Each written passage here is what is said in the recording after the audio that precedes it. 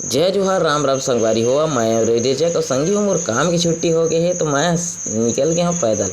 आज सोचे यार आज बिलासपुर के आज ना रोड के ना नज़ारा आप मतलब दिखाया जाए संगी हो।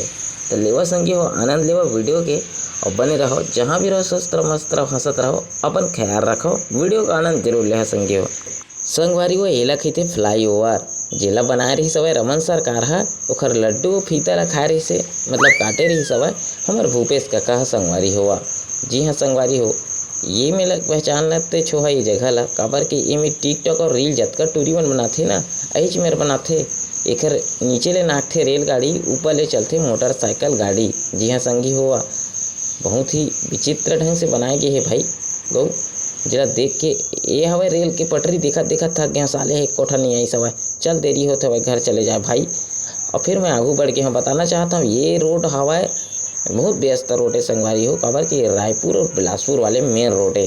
जी हाँ, और ये है महाराणा प्रताप चौक और मंगला जाए के चौक। यही चौकले हमार कंवर्धा घलो जाते संगवारी हुआ। तो मैं सोचे महूँ अपन घर जाए तब तक के लिए